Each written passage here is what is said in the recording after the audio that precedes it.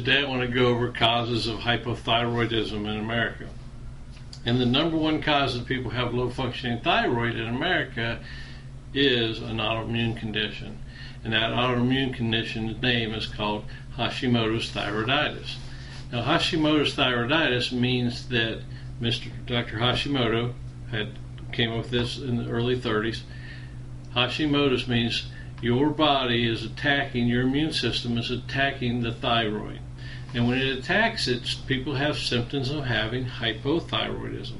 A lot of times people will have swings of hypothyroidism and then feeling okay and then feeling bad and then feeling okay, because those attacks can wax and wane. The other thing we see with people that have Hashimoto's thyroiditis is the medical model, the paradigm they operate in is a replacement model. It's a 70-year-old model.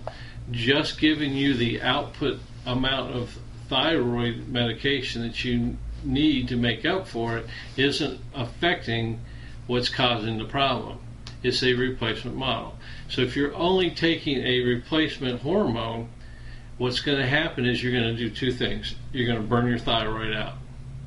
But the other thing is your autoimmune condition never gets addressed and never gets managed.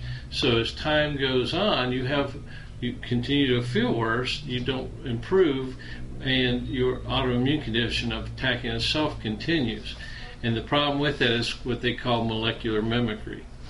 If your immune system is being exposed to something that's causing it to attack your body, and you don't investigate and find what it is and remove it and then dampen down the immune system, it's going to start hunting for similar things tissue-wise to attack. And what it will do is it'll start attacking different glands and organs. And what it will start attacking is things like the pancreas. And people start developing diabetes and type 1 diabetes, where it starts attacking and doesn't make any insulin anymore. The other thing it starts to attack, it'll start attacking the cerebellum. People that start getting the cerebellum attack will start having problems with some dizziness. They'll have balance problems, feeling unstable all the time. The other thing that they can have attack of the nerve myelin sheath, and they'll develop things like multiple sclerosis. They'll develop things like lupus. And that's because once you have turned on a genetic switch, you can't turn it off. But what you can do is modulate the response. So it's so important that I investigate with my thyroid people the autoimmune problem so I can start working on dampening down their immune system. Most of the time, the people that have things, they have a food sensitivity that's triggering it, and it's triggered and fired up this genetic problem.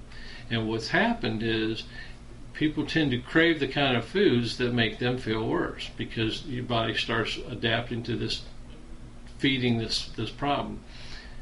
That's why I work with those kind of cases. When I look at that, the first thing I'd look at is there's two parts of the immune system. There's a Th1 system and a Th2 system. And they're supposed to be dynamic, they're supposed to be balanced, but they'll wax and wane, they'll get revved up on one side and they'll come back down. But people that have a driven antigen driving their immune system will get an imbalance. And one system will be a lot higher, more revved up and on the attack, and it won't be balanced out. The other thing is you have a Th3 system, which is your T regulatory system. That regulates your T helper and your B helper cells. People have problems with that area mostly because of nutritional deficiencies. So when I support people with functional nutrition, I look to support the pathways to dampen down the pathway that's revved up, but I also do nutritional support for the regulatory system so that your immune system functions at a very healthy level. Burning out the thyroid and not fixing the problem is an antiquated model.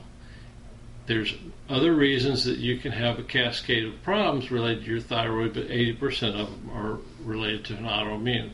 In my upcoming series, I'm going to go over hidden causes of why you can have hypothyroid problems.